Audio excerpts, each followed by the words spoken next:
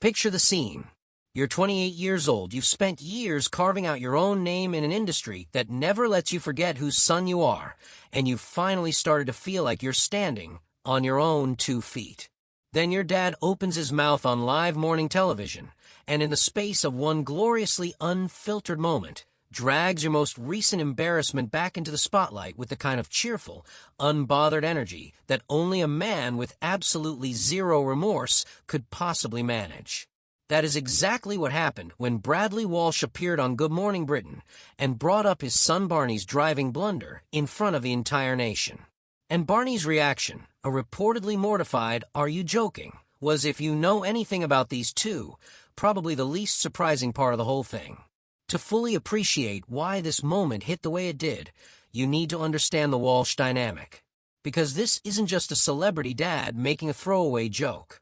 This is the culmination of years of a very specific, very public kind of father-son relationship, one built entirely on Bradley finding the funniest possible angle on whatever Barney has most recently done wrong, and Barney responding with the weary, helpless exasperation of someone who has long since accepted that dignity is simply not something he's entitled to when his dad is in the room.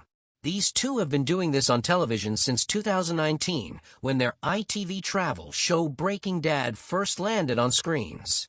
The premise was simple enough. Bradley, one of Britain's most recognizable entertainers, gets dragged out of his comfort zone by his son across various countries, with Barney gleefully engineering situations designed to leave his father looking ridiculous. What nobody quite anticipated was how quickly the show would find its audience, or how warmly viewers would take to the idea of a father and son genuinely winding each other up for 30 minutes a week.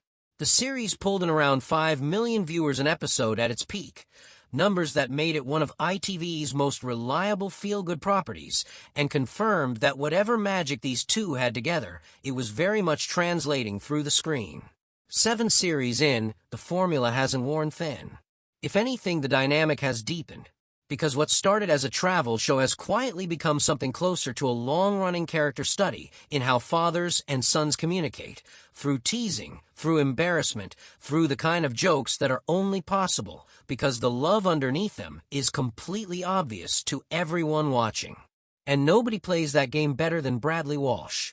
So when the news broke about Barney's driving blunder, a story that had already been making its way through the entertainment press with some momentum, anyone who knows Bradley's style could have told you exactly what was coming next.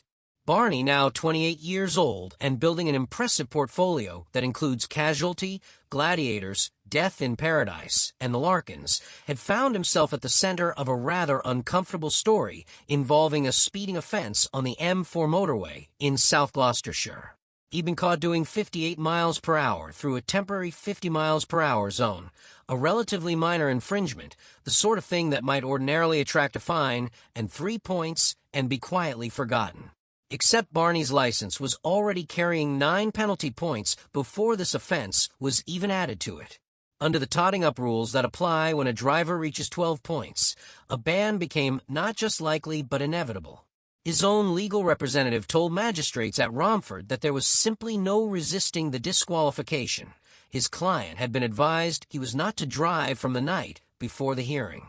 Barney pleaded guilty, received a 6-month ban, and was ordered to pay a fixed penalty notice of £72, along with a surcharge of £28 and prosecution costs of £85.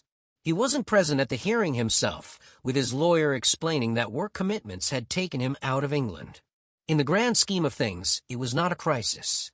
It was an embarrassing chapter, certainly 9 points already on the license before a new offense is the kind of detail that tends to follow a story around, but it wasn't career-ending, it wasn't scandal, and Barney had handled it about as straightforwardly as possible by entering a guilty plea and saying nothing publicly.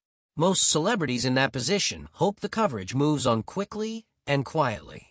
What they generally don't bank on is their father sitting down on the Good Morning Britain sofa and bringing the whole thing back up with apparent delight. Bradley Walsh, to be absolutely clear, is not a malicious man. Nobody who has watched him for 30-plus years of British television, from his early presenting days through to The Chase, Doctor Who, blankety blank, and everything in between, would describe him as someone who goes out of his way to cause genuine harm. But he is, without question, a man who cannot resist a comic opportunity when one presents itself. And his son's freshly issued driving ban, sitting right there on the table during a live morning television appearance, was about as irresistible a comic opportunity as Bradley Walsh is ever likely to encounter.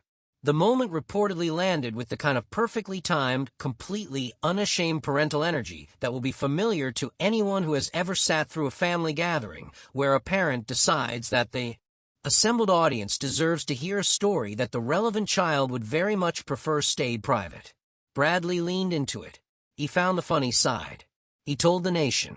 And Barney's "Are you joking?" 3 words that somehow managed to convey absolute disbelief, deep resignation, and a kind of exhausted fondness all at the same time, was the only possible response available to a young man who has by this point genuinely been through enough of these moments to know that protest is completely futile. What's interesting about the reaction to all of this is how warmly it was received. Because in a media environment where celebrity family stories can often tip into something uncomfortable or invasive, the Walsh version consistently manages to feel different. It feels consensual somehow. Like both parties are in on the joke, even when one of them is clearly more thrilled about it than the other. Viewers watching Bradley cheerfully embarrass his son on Good Morning Britain weren't wincing. They were laughing because the underlying affection between the two of them is so visible that the teasing never reads as cruel. It reads as a love language. A specific, slightly chaotic, very publicly performed love language, but a love language nonetheless. Good Morning Britain, for its part, remains one of those programs that understands exactly what it is at its best moments. Is not simply a vehicle for hard news delivered in a studio.